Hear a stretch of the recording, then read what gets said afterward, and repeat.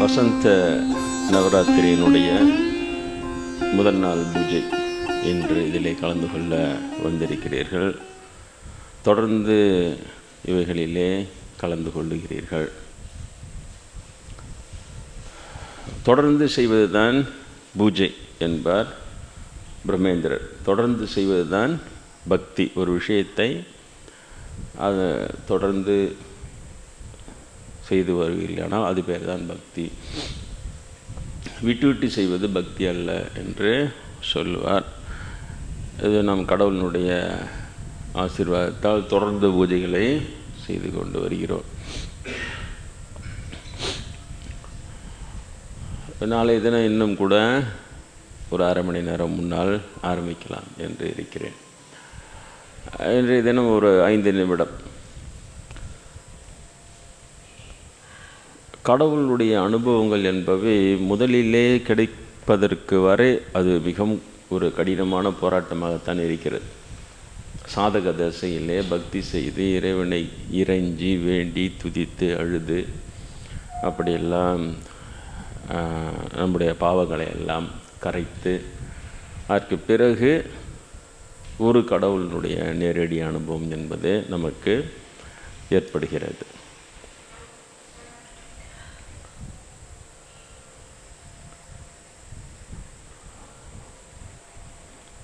நான் அந்த இதை வைத்து கொண்டு வர மறந்துவிட்டேன். அதனால் நீங்கள் எல்லாம் வச்சுக்க. அடுத்த ஒரு நாளிலேருந்து அதை கொண்டு கடவுளுடைய அனுபவங்கள் நிறைய ஏற்பட அதற்கு பிறகு அது இயல்பான ஒன்றாக ஆகிவிடுகிறது. அப்படி சிவபுராஜ சாமி கூட என்னிடம் சொல்வார், உலக அனுபவங்களைப் போலவே தான் உலக அனுபவங்கள் எப்படி கையில் கிடைப்பதற்கு முன்பு வரை அது பலாக்காக தெரிகிறது, கையில் கிடைத்த பிறகு அது கலாக்காவாயாக மாறிவிடுகிறது இல்லையா? கையில் கிடைப்பதற்கு முன்பு வரை பலாக்கா. காதலில் இருக்கிறவங்களுக்கு தெரியும், காதல் நிறைவேறுமான்னு அவங்களுக்கு இருக்கிற ஆசை பலாக்கா மாதிரி அவ்வளோ பெருசு. அப்புறம் காதல் நிறைவேறிய பிறகு அது கொஞ்சம் கொஞ்சமாக சின்னதாக போய் அது கலாக்காவாக தத்துணுண்டாக மாறிவிடுகிறது அவங்களுக்கு. அதே போல் உலக விஷயங்கள் அதே போலத்தான். எந்த ஒன்றுமே நமக்கு பெரிதாக தோன்றும், அப்புறம் அதை எட்டி பிடித்தவுடன் அது சாதாரணமான இயல்பான ஒன்றாக மாறிவிடும். ஆன்மீகத்தில் கூட அப்படித்தான் என்று சொல்வார் அவர். ஆன்மீக அனுபவம் கிடைப்பதற்கு முன்பு வரை பெரிதாக நமக்கு அது இருக்கிறது. அதற்கு பிறகு அது கிடைத்த பிறகு நமக்கு அது ஒரு அளவாக சிறியதாக அதுவும் ஒரு சின்னதாக மாறிவிடுகிறது. அதே போல் அந்த அனுபவங்கள் எல்லாம் கிடைக்க அதற்கு முன்பு வரை பெரிதாக இருக்கிறது. அதனால் சிறிதாக தோன்றவில்லைனா இயல்பாக மாறிவிடுகிறது. அது ஒரு இயல்பான விஷயமாக மாறிவிடுகிறது. ஒரு அனுபவம் கிடைத்தவுடன், முதல் அனுபவம் கிடைத்தவுடன் உடனே ஓடி வந்து எல்லோரும் இப்படி பார்த்தேன் நான் அப்படி பார்த்தேன்னு சொல்லுகிறோம். அதற்கு பிறகு நிறைய அனுபவம் கிடைத்தவுடன் அதை சொல்வதற்கு கூட மறந்து போய்விடுகிறது. இது இப்படி அது அப்படி.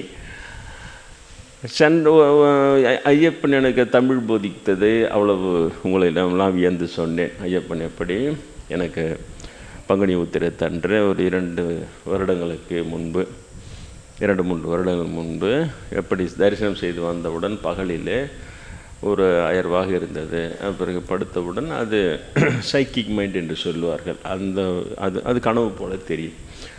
அதில் தொடர்பு கொண்டு நேரடியாக என்னிடம் பேசி இதே போல் தேடப்படுகின்ற இறைவனை இறைவன் என்பதே சரி, இறைவன் என்று அழைப்பதே சரியானது என்று சொன்னார். அது ஒரு 2 வருடங்கள் வியந்து அதையெல்லாம் சொல்லி கொண்டு வந்தேன். சென்ற வருடம் நான் சென்ற பொழுது அந்த விக்ரமாதித்தன் கதையில் இந்த பதுமைகள் பேசும். விக்ரமாதித்தனுடைய கதையிலே அரசன் விக்ரமாதித்தன், அவன்தான் காளிதாசனின் நண்பன், சரிசமமாக தன் ராஜ்யத்தை பாதியாக பிரித்து அதை காளிதாசனுக்கு எழுதுகிறேன் என்று சொல்லி தனக்கு சமமாக அமர சொல்கிறான். அப்பொழுது சக்கரவர்த்தியோடு நான் சமமாக அமர மாட்டேன் என்கிறார் காளிதாசன். என்ன இருந்தாலும் நான் ஒரு பாடி பிழைக்கிற புலவன், நீ அரசன், உனக்கு சமமாக நான் அமரக்கூடாது. உடனடியாக பாதி ராஜ்யம் அவனுக்கு எழுதுகிறான். இப்பொழுது நீ நானும் சமமாக இருக்கிறோம். அந்த பாதி ராஜ்யம் நீ உனக்கு சமமான, 2 பேரும் சமமானது, அதனால் அமர் என்று சரிசமமாக அமர வைக்கிறான்.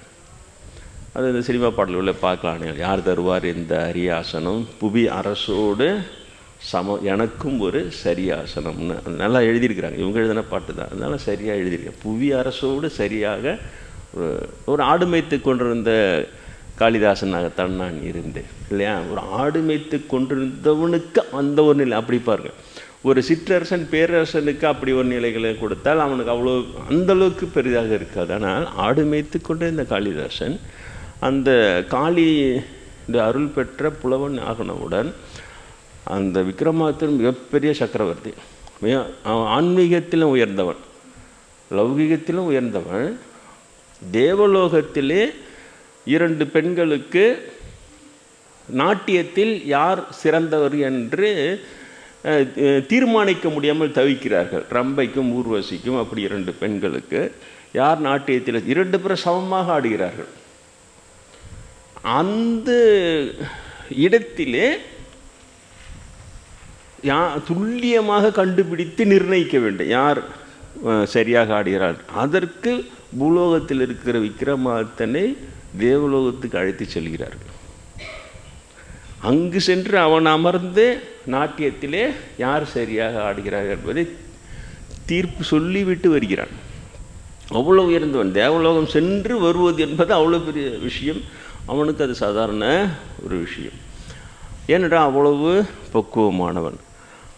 அவனுக்கு சமமாக காளிதாசனுக்கு சரியாசனம் தருகிறான். என்னுடைய யுகம் காளிதாசன் முற்பிறவி ஔவையாராக இருந்தது. பாரியினுடைய அன்பை பெற்றதனால் அந்த பிறவிலே பாரி அந்த விக்ரமாதித்தனாக வந்திருப்பதற்கான வாய்ப்புகள் இருக்கிறது. என்னால் சரியான தீர்மானிக்க முடியவில்லை, ஆனால் அந்த விஷயங்கள் எல்லாம் ஆனால் அப்படி இருப்பதற்கான வாய்ப்பு தான் அதிகம் இருக்கிறது. அப்போ அந்த விக்ரமாதித்தனுக்கு ஒரு சிம்மாசனம் இருக்கும் இல்லையா, அரசன். அந்த சிம்மாசனத்திலே 2 பக்கம், ஒவ்வொரு படிக்கட்டின் 2 பக்கமும் 2 பதுமைகள் இருக்கும். அந்த பதுமைகள் பேசிக்கொள்ளுமா. அவன் ஒரு படி எடுத்து வைத்தவுடன் உடனே ஒரு பதுமை அந்த பதுமையிடம் பேசுமா. உனக்கு தெரியுமா, நாட்டில் இப்படி நடந்திருக்கிறது. ஓஹோ அப்படியா, அப்படியானால் இதுதான் இதற்கு தீர்வு என்று சொல்லும். அடுத்த படி எடுத்தோடனே அந்த படியில் 2 பதுமைகளும் இப்படி இருக்கிறது என்று சொல்லுவோம் வேறு ஒரு விஷயத்தை. உடனே அந்த இன்னொரு பதுமை அதற்கு பதில் சொல்லுமா. இப்படி தான் விக்ரமாதித்தனுடைய ராஜ்யம். எவ்வளோ உயர்ந்த சக்கரவர்த்தியாக இருந்திருக்கிறான். உடனே இங்கே வாருங்கள், ஊழல் அரசியல்வாதிகள் நினைத்து பாருங்கள். விக்ரமாதித்தன் ஆண்ட அந்த ராஜ்யமும் ஊழல்கள் ஆளுகின்ற இந்த நிலை நினைத்து பார்க்க வேறு ஒன்றுமில்லை. இந்த கட்சி தான் அந்த கட்சி தான் இல்லை, எல்லா அரசியல்வாதிகளுமே அப்படி ஏற்றுக்கொண்டு விட்ட ஒரு வாழ்க்கை நிலையாக மாற்றிக்கொண்டு விட்டார்கள் ஊழலை. ஒருத்தர் ரொம்ப வெளிப்படையாக பேசுகிறதா நினைத்து கொண்டு ஒரு பேட்டி கூட கொடுக்கிறார். எல்லாம் சன்னியாசம் வாங்கிக்கிறதுக்கு ஒன்றும் வர்றதில்லை அரசியலுக்கு, அப்படியே வெளிப்படையாக பேசுகிறாரா, சொல்கிறதுக்கு தான் வரன்றார். என்ன செய்யுது. இப்படியும் இருக்கிறார்கள். அந்த விக்ரமாதித்தன், மன்னிதி சோழன் அவர்களும் இருக்கிறார்கள். அவர்களுக்கு தான் புகழ் என்பது அவர்களுக்கு தான். அப்போது அந்த விக்ரமாதித்தன் அப்படி ஏறி உட்கார்ந்து அதுக்கு பிறகு ஆட்சி செய்யணும். அப்போது அன்றைய பிரச்சனைகள் தீர்வுகளே அந்த பத்மைகளே சொல்லிவிடும். அவ்வளோ சிறப்பான ஒரு மன்னன். அவன் காளிதாசனுக்கு சமமாக சரியாசனம் தருகிறான். அவ்வளோ பெரிய ஒரு நட்பு. ஆடு மேய்த்திருந்த காளிதாசன் அந்த அளவுக்கு அந்த உயர்ந்த நிலையில் காளி ஏற்றி வைக்கிறாள். அதுக்கு பிறகு காளிதாசன் கதையில் உங்களுக்கு நிறைய தெரியும். நான் அது உள்ளே பூந்துட்டேன்னா 1/2 மணி நேரம் திருமணமான்னு பேச ஆரம்பிச்சிடுவேன். அந்த காளிதாசன் என்கிட்ட யாருன்னா பேச்சு கொடுத்துட்டா அப்புறம் என்ன நிறுத்த முடியல. ரொம்ப ருசித்து ரொம்ப சந்தோஷமாக முட்டாள் காளிதாசன் எப்படிலாம் அறிவாளியாக இருந்தான், அறிவாளி பண்டிதர்கள் எப்படிலாம் முட்டாளானாங்க, அதே மாதிரிலாம் பேச ஆரம்பிச்சிடும். ஆனால் இன்றைய நேரம் நம்ம தாமதமாக ஆரம்பித்து விட்டேன். இந்த ஒரு பகுதிக்காக இதை சொல்லுகிறேன். இதை போன்ற ஒரு அனுபவம் சென்ற வருடம் சபரிமலையில் எனக்கு ஏற்பட்டது. அதற்கு 2 வருடம் முன்னால் ஐயப்படித்தை சொல்லித்தந்தாரா, தமிழ் சொல்லித்தந்தாரா. அதே போல் சென்ற வருடம் சபரிமலைக்கு நான் சென்று ஒன்றும் இல்லை சார், சென்ற வருடம் சபரிமலைக்கு சென்று அந்த படி மலையெல்லாம் ஏறி அந்த இருமுடி பையெல்லாம் எடுத்துக்கொண்டு அந்த படியிலே வருகிறேன். ஒவ்வொரு முறை ஒவ்வொரு அனுபவம்லாம் ஏற்படும். நான் அதிகமாக அதை சொல்வதில்லை. அது ஒரு தற்பெருமை மாதிரிலாம் நினைத்துக்குள்ள அது பிராமண காதல் வந்தால் அதை உடனே அதுக்கு வேறு டேக் போடுவான். அது அப்படியே தற்பெருமை டேக். அது தன்னை பற்றியே பேசுகிறேன். அவன் போடும், அவனுக்கு என்ன வேலையை வெட்டியா, அவனுக்கு இதே வேலை. அது அதனாலேயே கூட அதிகமாக நான் குறைத்து கொள்கிறேன். ஒரு முறை நாங்கள் குற்றாலத்தில் நுழையிறோம். எங்கள் கார் நுழையுது, மழை பிச்சின்னு அடிச்சுது நைட்டு ஒரு 12 மணி வாக்கில். அப்புறம் நாங்கள் போய் தங்குகின்ற இடத்துல போனோன்னா அங்கே இருக்கிற ஒரு சாமி வந்துக்கிறாரு. அதான் பார்த்தேன், சிசுனே இல்லை, நேற்று வரைக்கும் மழை இல்லை, திடீர்னு பிச்சு உதிருது. இப்போ தான் சாமி வந்துக்கிறாரு. அவர் எப்பவுமே எப்படி இருப்பார்னு எங்களுக்கு தெரியும். அதனால தான் மழையெல்லாம் கூப்பிட்டு வந்து சீசன் ஆரம்பிச்சிடுச்சுன்ட்டுலாம் அவர் பாராட்டியிருந்தார். ஆனால் அந்த வருடம் நான் இரவில் தூங்கி கொண்டிருந்த பொழுது அந்த இதில் குற்றாலம் மலையில் அந்த ஆகாயத்துலேருந்து ஒரு பெண் தேவதை போல் பெரிய உருவம். சரி, ஒரு நொடி தான் டக்குன்னு இறங்கி சாமிகளை நான் வந்து நமஸ்காரம் செய்துக்கிறேன் சொல்லிட்டு மறைந்து விட்டு. அவ்வளோதான். அது என்ன தேவதை, அது என்ன தெய்வம், அது ஏன் வந்து அது மாதிரி சொல்லி இது மாதிரி சின்ன சின்ன அனுபவங்கள் ஏற்படும். டக்குன்னு வரும். அது முழு வேறு எனக்கு தெரியாது. சரி, ஏதோ ஒரு இறைநிலையில் வந்து அவங்க வந்து அது வணங்கி செல்கிறார்கள். அப்படின்லாம் ஏற்படும். அது மாதிரி ஒரு இடத்துல ஒன்று ஏற்படும். அதெல்லாம் தொகுத்து தான் நான் போட்டிலாம் வைத்து கொண்டிருக்கிறேன். இன்னும் நிறைய விடுபட்டு போனதெல்லாம் இப்போ ஒன்றா சேர்த்து கொண்டே வருகிறேன். முருகர் போட்டியில் இளமையாக்கினார் கோயில் முருகர் எனக்கு பிரதம உபதேசம் செய்து வைத்தது அந்த போட்டியில் எழுதலை. அப்புறம் அதை எழுதி வைத்திருக்கிறோம். அதே போல் ஆஞ்சநேயர் வந்து தவக்கோல் ஆஞ்சநேயராக இருந்து எனக்கு பரபிரம்மஸ்வரூபமாக காட்சி தந்ததை அதை மறந்தே போச்சு கல்லூரியில் படிக்கும்போது. அப்புறம் அது இந்நேரத்துக்கு ஞாபகம் வந்து இப்போ தான் ஆஞ்சநேயர் போட்டியில் அது நான் சொல்லின்னு வரேன். இன்னும் எழுதி கொடுத்து இவங்களை அதில் ஒன்று ஒன்றா சேர்ந்து கொண்டே வருகிறேன். அவர் இந்த முறை அந்த விக்ரமாதித்தனுடைய பதுமைகள் பேசுவதை போல் அந்த 18ஆம் அந்த படியில் ஏறதுக்கு முன்னால் 2 பக்கமும் கருப்பண்ண சாமி, குச்ச கருப்பண்ண சாமி, இந்த பக்கம் குச்ச கருப்பாயி சாமின்னு எழுதிவிடு. இந்த மாதிரி தான் அந்த பேரெல்லாம் படித்தேன். அப்போது அது வரைக்கும் 18ஆம் படி ஏறதுக்கு முன்னால் இந்த பக்கமாக போயிட்டு படித்தாங்க அடிச்சுட்டு ஏறுவோம். அதுக்கப்புறம் வீட்டுக்கு கிளம்பி வரும்போது மறுநாள் இந்த பக்கமாக இருக்கிற இடத்துல இறங்குறதுக்காக ஒரு தேங்காய் அடிச்சுட்டு இறங்குறது வழக்கம் எல்லாருக்கும். அந்த மாதிரி தான் போகும்போது சாமி இருக்குது கும்பிட்டுடுவோம். அப்புறம் இந்த மாதிரி தான் 18ஆம் படி கருப்பண்ண சாமி பாட்டு பாடுறாங்கள்ல பஜனையில், கருப்பம் வரான் எங்கே கருப்பம் வரான், கார்மேகம் போல் கருப்பம் வரான், அது கருப்பண்ண சாமி. இந்த பக்கம் இருக்கிறது குச்ச கருப்பாய் சாமின்னு எழுதிருக்கு. குச்சன்றது மலையாள சொல்ல இருக்கும் பொழுது அது இந்த வருடம் இல்லை, சென்ற வருடம் நான் அது அந்த படிக்கட்டில் அந்த தேங்காய் அடிக்கிறதுக்கு போகிறேன். போயிட்டு இந்த பக்கமும் வணங்கிட்டு அந்த பக்கமும் அவங்கள காவல் வணங்கிட்டு அந்த படிக்கட்டு தேங்காய் அடிக்கிறதுக்கு போகிறேன். அப்போ அந்த கருப்பண்ண சாமி இந்த பக்கம் இருக்கிற சாமிக்கிட்ட அந்த பதுமைகள் பேசுவோம்ல, அதுபோல் தெளிவாக இவர் பெயர் தாசர் சாமி, இவர் ஆன்மீகத்தில் ஒரு உயர்ந்த நிலையில் இருக்கிறார் அப்படியே சொல்லுது அந்த சாமி. இது இவ்வளோ சொல்லுது. உடனே இந்த பக்கிற சாமி அப்படியானால் நாம் இவரை காப்பாற்றலாம். நம்ப முடியுது, ஆச்சரியமாக இருந்தது எனக்கு. அப்புறம் தான் முதல் யோசிச்சு பார்த்தேன், இது என்னடா இது விக்ரமாதித்தன் இது படியேறும்போது இந்த 2 பதவிகள் பேசுன்றாங்களே. அப்போ இதே மாதிரி தான் அந்த படிக்கட்டு ஏற போகிறேன். உடனே இந்த பக்கம் இருக்கிறது தெளிவாக சொல்லு, இவர் பெயர் தாசர் சாமி, இவர் ஆன்மீகத்தில் ஒரு உயர்ந்த நிலையில் இருக்கிறார்னு சொல்லு. அந்த பக்கம் சாமி அப்படியானால் நாம் இவரை காப்பாற்றலாம் அப்படியே சொல்லு. ஒன்றும் புரியல எனக்கு. அதுக்கப்புறம் மேலே ஏறி எல்லாம் சாமியெல்லாம் கும்பிட்டுட்டு அப்புறம் வந்தோம். அது தீர்த்தவாரி போன வருஷம் கீழே நடந்தது. நாங்கள் இறங்கி வந்து அங்கே காத்துன்னு இருந்தோம். அங்கே பார்த்தா நாங்கள் இறங்கி வந்தோடனே அந்த பம்பை ஆண்டவே ஏகப்பட்ட போலீஸு குவிஞ்சி இங்கேயும் ஓடி போயின்னு வந்துங்கன்னு பரபரப்பாக இருந்தது. அந்த இது என்னன்னே தெரியல, என்னன்னா சீக்கிரம் போங்க நாங்கள்லாம். சரி, யானையில் ஐயப்பனை கொண்டு வரும்போது வழிக்காக சொல்கிறாங்க பொழுதுன்ட்டு அப்புறம் எல்லாம் வந்து இங்கே இருந்தோம். அப்போ தான் பார்த்தா தெரியுது, நாங்கள் அந்த வரும்போது தான் கொஞ்ச நேரத்துக்கு முன்னால் அந்த யானை மதம் பிடிச்சி அந்த மேலே ஐயப்பன் பிடிச்சி உட்காந்துல ஒரு ஐயர் தான் உட்காந்து இருப்பார், அவரை கீழே தள்ளி சாகடிச்சிடுச்சுன்ட்டு சொன்னாங்க. 2 பேரை மிதித்து சாகடிச்சிட்டு 10-15 பேரை தள்ளி. நாங்கள் கீழே இருக்கிறோம், மேலே ஆம்புலன்ஸ் போது ஒயின் அந்த பம்பை மேலே அந்த பிள்ளையார் இது வரைக்கும் போகலாம், அந்த ரோடு ஒயின் ஆம்புலன்ஸ் பறக்குது. அப்போ தான் இதுதான் சொன்னாங்க பொழுது அவங்க. சரி, அப்படியானாலும் இவரை நம்ம காப்பாற்றலாம், அந்த சீலில் மாட்டாமல் காப்பாற்றி கொண்டு வந்துரு. அப்புறம் இந்த வருஷம் போனேன். இந்த வருஷம் என்ன பேசிக்கிறாங்க பார்த்தா ஒன்றும் பேசிக்கல, கம்முன்னு எதுவும் சொல்லலை. சரி, இந்த விஷயம் எதுவும் சிக்கலை இல்லை பொழுதுன்னு அது ஒரு புது அனுபவங்களை நான் வந்து சொல்ல நான் இருக்கிறேன். அது நான் உங்களுக்கு தெரிஞ்சுதான், நான் பிராமின், ஆனால் ஐயப்பனும் நான் பிராமின் தான், அந்த சபரி மாதாவும் நான் பிராமின், அந்த மஞ்ச மாதாவும். எப்படி தான் இவனுக்கு அந்த பிராமின் மெதுவாக உள்ளே போய் கேப்சர் பண்ணி அப்புறம் பிராமின் தான் வசதி, அவங்களுக்கு தான் தகுதி இருக்குதுன்ற மாதிரிலாம் ஆக்கி பயங்கரமாக இருக்குது. என்ன தான் இவங்களை என்ன தான் பண்ணுறது? இந்த நிலையில் இருக்கிற நம்மளே ஒன்றும் செய்ய முடியல. இந்த நிலையில் இருக்கிற நம்மளே ஒரு உண்மையை சொன்னால் உடனே அவனுக்கு வரான், அந்த பிராமின் குரூப் வந்து இவர் பொய் சொல்கிறார் அப்படின்னு போடுறானு. அது வந்து எனக்கு திடுக்கிடுறது இல்லை, அந்த தெய்வ நிலைகளுக்கே திடுக்கிடும். ஏன்னா அந்த தெய்வ நிலைகள் சொன்னதை மறுக்கிறான் மறைமுகமாக.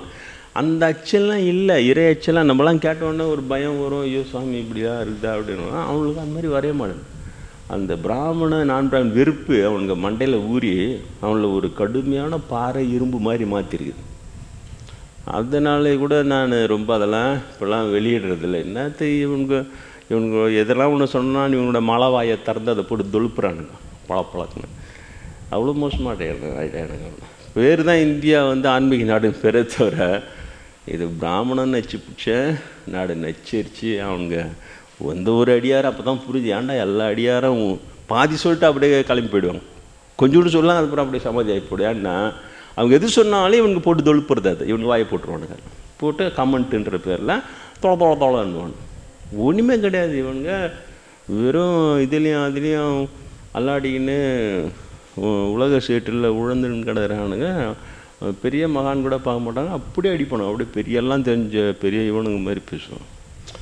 அது அந்த ஆஞ்சநேயர் இது அனுபவத்தெல்லாம் சொல்லி போட்டான். ஆஞ்சநேயர் பிறந்தாங்க, அதில் ஒருத்தன் வந்து கரெக்டாக போகிறான், இவர் வந்து பொய் சொல்கிறாரு.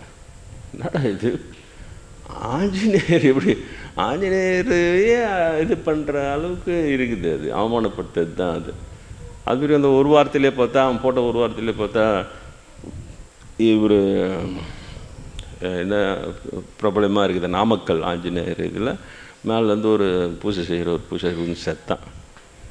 அவன் நினச்சி அவன் சொந்தக்காரனாக இருப்பாலும் இல்லை அவனே தான் போட்டானோ என்னன்னு தெரில, அதோடு கொஞ்சம் வாயை அடிச்சிருக்கான். அவங்களானா வாயை அடிச்சே இருக்காது. உடனே அதுக்கு என்ன பண்ணோம், காக்கா உட்கார பணமழை வந்தது, இதெல்லாம் அகஸ்மாத்தான் இருந்தது, இதெல்லாம் நம்ம பெருசாக எடுத்து கூட அது இப்படியே போகும். தயவு செஞ்சு பிராமின்கிட்டலாம் ரொம்ப நல்ல பிராமினான்ட்டு இவன் தான் ரொம்ப நல்ல பிராமின்லாம் போய் ஏமாறாதீங்க, அவ்வளோதான். நல்ல பிராமினோட இருக்கட்டும், வேணாம் என்னத்து அவங்களுடைய தொடர்பு. நான் பிராமினாவே இருந்து வந்தீங்கன்னா அந்த இன்ஃபீரியாரிட்டி காம்ப்ளெக்ஸ் ஏற்படுத்துகிறானுங்க அவனுங்க. அந்த நான் பிராமணிக்கு தகுதி இல்லை, நான் பிராமணன் தகுதி இல்லைன்னு அந்த பக்தியை கொஞ்சமாக தான் செய்யுது, என்னத்துக்கு அப்படின்ற மாதிரி. இப்போ நான் பிராமின் தான், சபரி மாதா ஷெட்யூல் ட்ரைபல் கேஸ்ட் அவங்க. ஏன் ஐயப்பனே கூட இன்றைக்கி பந்தளத்து அரச குடும்பம் என்ன சொல்லுது, வேற்று நாட்டு அரசன் படையெடுத்து வரும் பொழுது அங்கிருந்து தப்பித்து சென்ற ஒரு இளவரசி, இவர்களுடைய பந்தள பாண்டிய நாட்டிலேருந்து தப்பித்து சென்ற ஒரு இளவரசி ஒளிந்திருந்த மலையிலே தங்குகிறாள். அங்கே அந்த மலையில் ஒளிந்து தங்குகிறான். அப்பொழுது அந்த இளவரசியை ஒரு வேடுவ குலத்தை சேர்ந்த ஒருவன் பாதுகாத்து வருகிறான். அவளுக்கு தேவையான உதவிகள் எல்லாம் செய்து அவளை பாதுகாத்து வருகிறான். அதற்கு பிறகு அவர்களுக்குள் காதல் உண்டாகி அவர்களுக்குள் திருமணம் நடந்து அவர்களுக்கு பிறந்த குழந்தை தான் ஐயப்பன். இன்னைக்கு பந்தளத்து அரசர் குடும்பத்தை சேர்ந்தவர் சன் டிவிலே அதில் பேட்டி கொடுக்குறாரு. அப்போ என்னாச்சு, ஐயப்பனே ஷெட்யூல் ட்ரைபல் கேஸ்ட் எஸ்டி கேஸ்டினுடைய பிறந்தவர். எஸ்டி கேஸ்ட்டும் அரச குலத்தை சேர்ந்த பெண்ணுக்கும் பிறந்தவர் தான் ஆகுது இல்லையா? அது எங்கேயுமே இல்லை. ஆனால் எந்த நாள் அவர் ஆனால் எவ்வளோ பெரிய உயர்ந்த நிலையில் இருக்கிறார். இல்லையா? புலிப்பால் கொண்டு வரதும் புலி அவரை வளர்க்குறதும் ஐயப்பன் மகிமை தனி. அவ்வளோ உயர்ந்த நிலைக்கும் ஜாதிக்கும் எங்கே இருக்குது? சபரிமாதான்ற பேர் எஸ்டி காஸ்ட் சபரிமாதா, அவங்க பேரில் தான் சபரிமலையே இருக்குது. அது நான் என்ன சொன்னேன், ஒரு பேரு கூட ஒரு சிலை கூட வைக்க மாட்டானுங்க இவனுங்க. என் சபரிமாதான் ஒரு சின்ன சிலை வைக்கல, சபரி பீடன் மட்டும் இருக்கும், அங்கே மட்டும் தங்க மட்டும் அடிப்பான தவிர சபரி சிலை எங்கேயுமே இருக்காது.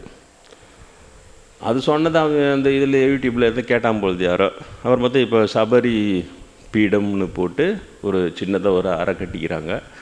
உள்ள சிலை இருக்குதுன்னு நினைக்கிறேன், சிலை வச்சுருக்காங்களா என்னன்னு தெரியல. இந்த மாதிரிலாம் இருக்கக்கூடாது. இந்த அளவுக்குலாம் ஒரு ஜாதி அயோக்கியத்தனம் இதெல்லாம். இன்னொரு ஜாதியில் இருக்கிறவங்க உயர்வை இந்த பிராமணில் விட்டோன்னே அவங்க எவ்வளோ குளம்ல மட்டமாக வச்சுருக்குமோ அப்படி வச்சுன்னே இருப்பான். அந்த பிராமணன் கேஸில் சின்னதாக யாருன்னா ஒரு தான் அவனை தூக்கி அப்படியே அவர் தான் உலகத்தையே பச்சவர் மாதிரி தூக்கி போயிடும். இவ்வளோ அது ஒரு அயோக்கியத்தனம், அது ஜாதி அயோக்கியத்தனம். அந்த சாமியை பூஜை பண்ணுறான், சபரி மலையில் இருக்கிறான். ஆனால் பார்த்தா சபரிக்கு என்னன்னா அப்படின்றான். அதை வைக்கிறதுக்கு ஒரு இனிஷியேஷன் கூட பண்ண மாட்டேன். இவனு கையில் மாட்டிக்குவோம் அது எல்லாமே. அதுதான் சொல்ல வரேன். அதனால் எப்படியாவது இவனுங்கிட்ட இருந்து விடுபடணும். நம்முடைய சமய உண்மைகள் இந்த பிராமண பிடியிலிருந்து விடுபடணும். இங்கே கூட கொஞ்ச நாள் தான் சும்மா விட்டு வச்சுக்கிறானு. இவனா பாருங்க, ஒன்று அவ்வளோ ஒன்றும் ஈஸியாக விட மாட்டானுங்க. நம்ம ஆசிரமத்தெல்லாம் எவ்வளோ சிக்கல் பண்ண முடியும் பண்ணுவானுங்க. அந்த சிக்கலை தாண்டி தான் ஜெயித்து நம்ம நிற்க வேண்டியதாக இருக்கும். அந்தளவுக்கு அவங்க ஒன்றும் சாதாரணமானவனும் கிடையாது. அவன் அப்போயாவது புரிஞ்சுங்க. நீங்கள் சாமி ஏன் இவ்வளோ தூரம் சொன்னார் லெஃப்ட்டுன்னு, ஏன் இவ்வளோ சொல்கிறாருன்றதெல்லாம் உங்களுக்கு புரியும். அது புரிகின்ற ஒரு காலம் ஒன்று வரும். புரியுது? நான் வசந்த நவராத்திரி.